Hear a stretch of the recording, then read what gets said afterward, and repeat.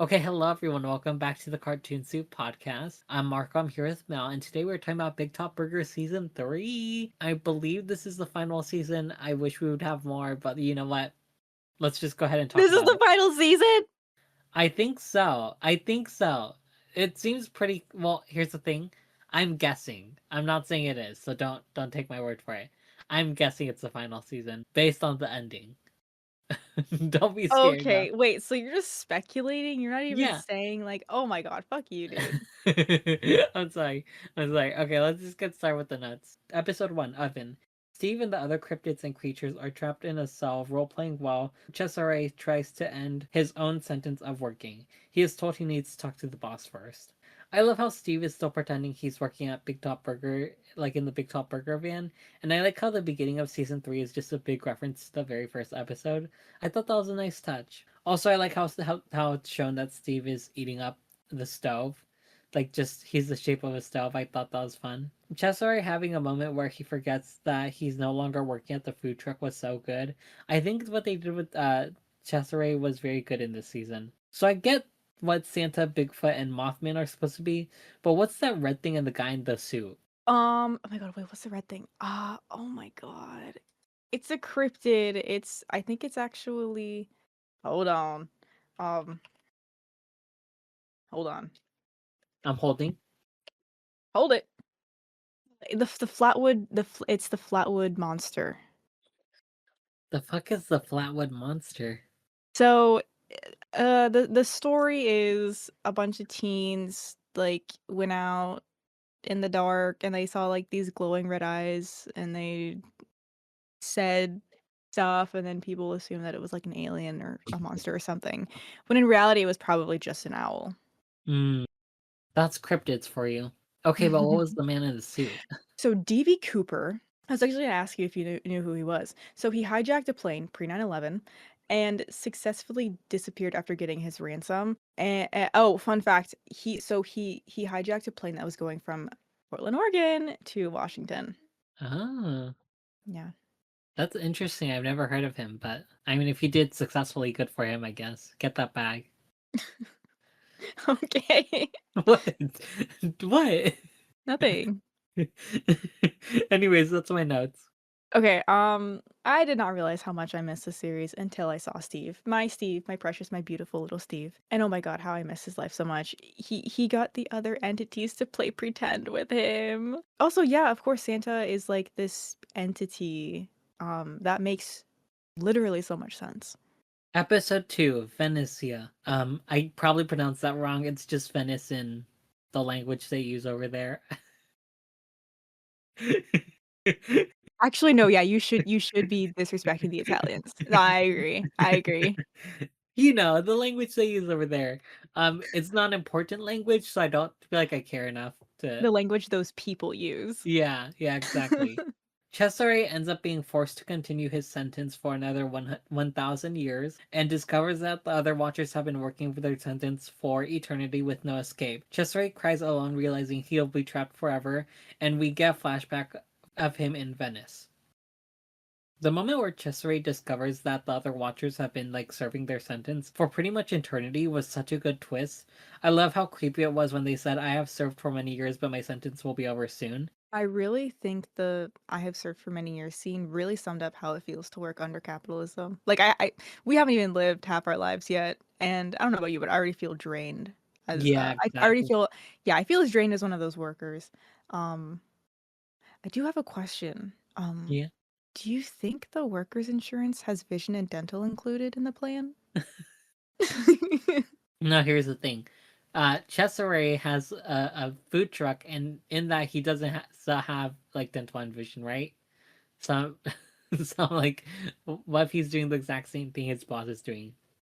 Ooh, that is true. Yeah, he learned unethical work ways from his boss, and he Yeah, implemented it onto his employees. yeah.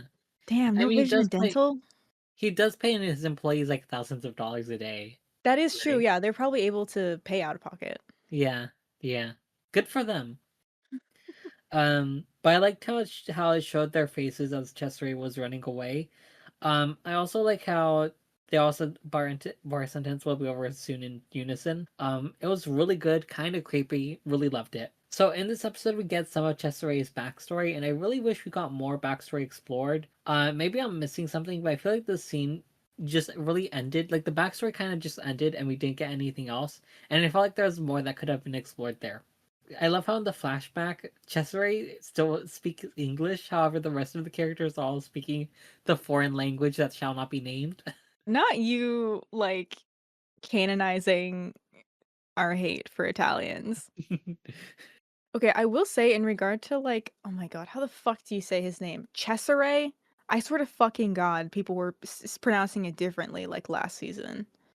Well, that's how I remember it personally. Maybe I'm wrong, but like that's how I've been pronouncing it. I think I'm being gaslit. I think they're purposefully just saying his name differently every single time. maybe Okay, it, maybe it's more like Cesare. I don't know, I something don't like give a that. fuck. I don't give a fuck. Okay, so the thing with like Cesare's like history is I actually think they gave enough. You could say the same thing about like Steve's history. Um, I mean, I guess his was a little less no, I mean, I feel like we got it. I feel like we understood enough. Yeah, I get. I was personally more interested in learning about how he became a watcher and stuff like that. You know. The alien fungus. That's how. Okay. Okay. Yeah, I guess you're right. I mean, you're not wrong. Okay, I'm not sure what I was expecting Caligari to be, but a Soulsborne boss was not one. And that scene where Cesare is trying to push back and say, "No, but you said," and then is cut off with Caligari quickly and menacingly scuttling up to him. It genuinely made me like recoil in discomfort when I first watched it. Bertha Kids really outdid himself with this character. How did you feel about the boss? I think what they did with him was effective. He was creepy, and that was really what they were going for. So I think it worked. Good. Okay. It was kind of like a spider thing. Like I don't remember that well. What? He's just a fungus. I mean, yeah, he's like a spit. Yeah, he has a lot of Yeah, arms that's what I meant basically. Yeah. with white gloves and a top hat. So, oh my god, wait, remind me how to say his name. I wrote it down in my notes. Caligari? No, No, no. no, It the was like, Italian. oh, it's Italian. I forgot. No, I don't know. No, what his name? The guy. Cesare? Yes, Jesus fucking Cesare. Christ. Okay, Cesare being a marionette seller in his past life makes so much sense to me. Like, something about his existence screams, I used to make sexy marionette dolls in Italy. And that's all I have to say. Episode 3, Cats. Munkenstrap and the Burger Crew dig a hole to find Steve. The episode ends with Steve noticing the hole. Munkenstrap is so casual about digging a hole through the earth. He's a fun character, and I like how he's weirded out by seeing cats. Penny is so casual about what's going on with the others, and the others are somewhat weirded out, which is something that I find like a little bit fun. Penny always seems like more of the casual one of the group, and I found that like a fun character quirk. Okay, actually, I have created sort of like a news headline for what happens in this episode. Okay, are you ready?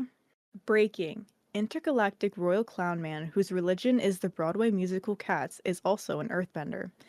How do you feel about that? I think that's really great, actually. I think that's amazing.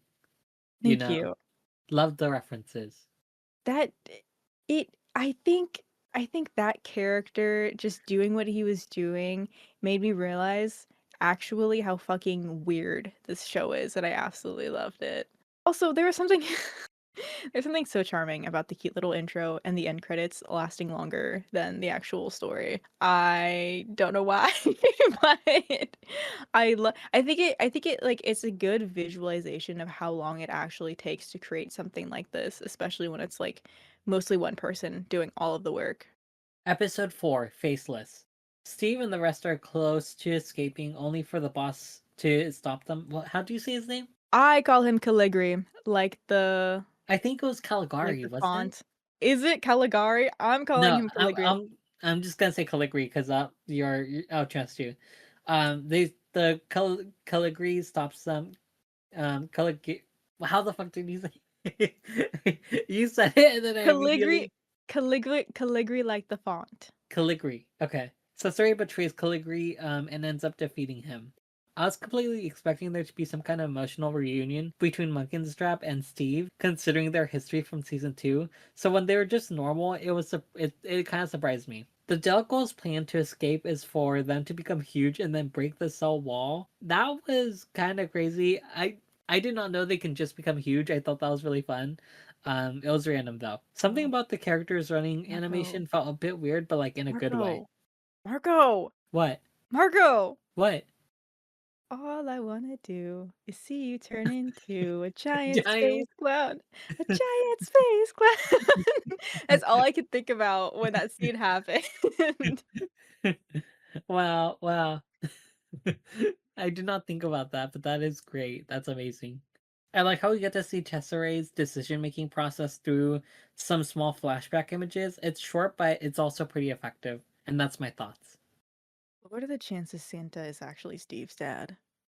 What do you Huh? think? What are the What? chances? They're asking like I don't know, something happens and then it's someone says that Santa is Steve's dad. Do you not remember that? No, did someone say that in the show? Yes. I do not Yes. remember that. I think I have Steve calls him like Papa or something. I don't remember, but oh yeah, oh yeah. I remember now. so like what are the chances that it's true? The personality matches. 'Cause like I mean, Steve lies through his teeth every second of the day, but it doesn't negate the fact that there is an actually really good chance that Santa is his real dad. Mhm. I think it's true. I see the vision. I do. Okay. I'm glad we agree on that. How did you say Caligari again? Caligari? I don't know if I'm saying it correctly, so I feel like it's blind leading the blind. I'm saying Caligari. Caligari, okay. Episode 5, Heavenside. With Caligari defeated, Steve and the others arrest and escape. Cesare has aged due to Caligari being defeated and claims that he has a decade left. The season ends with Cesare and Steve nodding at each other in a way that is indicative that they're all good. You know, even though during the last season I wish the show stayed more episodic, and comedic, I think season 3 made it up for me. I think the conclusion of Cesare's arc is what really made this season work for me. I am hoping we get another season. I really am. I really, really am. But we'll just have to wait and see. The nod between Cesare and Steve was so sweet, and they are in love, and no one can convince me otherwise. And that's my nuts. What? Didn't you agree with that? Sorry, I'm anti-yaoi. But you told me that you wish they would kiss or something. Yeah, but Didn't you? I think it's the same way that I want um Batman and Solomon Grundy from The Long Halloween to kiss Okay. in a platonic way. Yeah, just guys being dudes. Okay, I get it. Okay. Hive mind, hive mind, hive mind. Destroy the core, destroy the colony. Cesare cut his own strings. He is no longer what he used to create. Making him a marionette maker and then later having him become one himself but freeing himself by killing his boss was actually so good. Overall thoughts, I thought this was a really good ending to the third season. I liked what they did with Cesare. I thought it was pretty dramatic but also pretty effective. I love what they did with the other Watchers, and I love the reunion between Steve and Munkenstrap. I already forgot how to say his name. It was overall a pretty strong season 3, and that's my thoughts. We are so back. I'm so grateful this series stopped being episodic because the story just kept on giving, and I cannot wait to learn more about Steve and Cesare. If they do more, I think he's gonna do more. He has literally zero reason to stop this series. Or maybe some more stuff about the other characters. I know they're not as maybe they probably don't have as complex of a history as Steve and Cesare, but I still think that they could be interesting characters. I desperately need to know more about Caligari. Because what do you mean sentient space fungus lands on Earth and creates an underground bounty hunting operation that focuses on capturing weird little guys? Why don't we talk about him some more? Quality of animation has noticeably gone from great to amazing, and I love the entity parallels for our human cast. I do hope that we get to see more of those two interacting a little bit. Worth it, kids. Once again, knocks it out of the ballpark. Anyways, that's everything for now. Our social medias are in the description. We have a gaming channel. Check that out. Don't let your brains become soup. Goodbye. I messed it up there. Do you see how, like, unnatural it sounds? Like, you can't even I say like it. it. I like it. I like it. You And we're can't gonna even get keep it it. out of your mouth because your brain is like, "Don't say that."